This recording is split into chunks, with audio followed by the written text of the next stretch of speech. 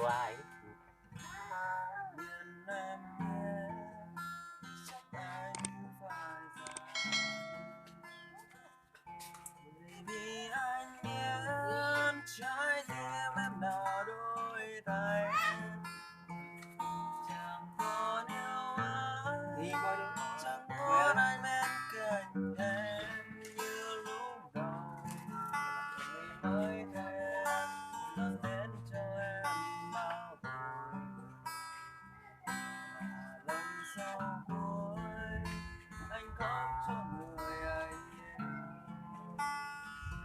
và cơn đau ấy đã giúp anh mạnh mẽ hơn. Để rồi anh biết, để rồi anh không còn em, anh vẫn cười và thật sống cùng em.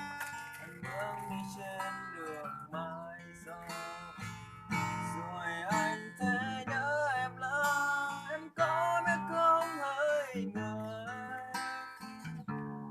một ký ức quá khứ anh có trong chiều mưa rơi.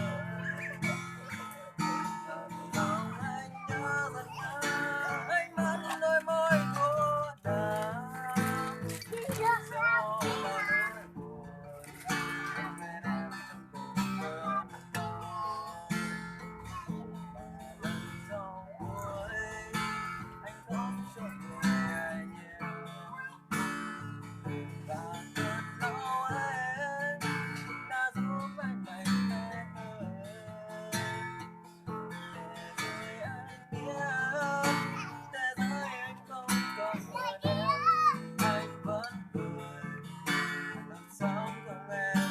Anh bước đi trên đường mãi sau, nhớ rất nhớ đôi môi của nàng, nào ký ức quá khứ anh đón trong chiều mưa rơi.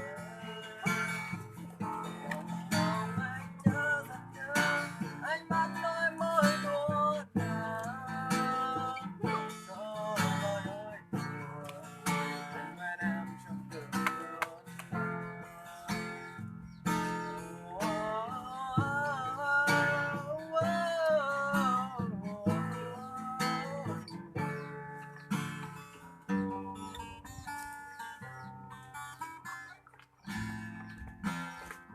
vô video áo giúp chụp video.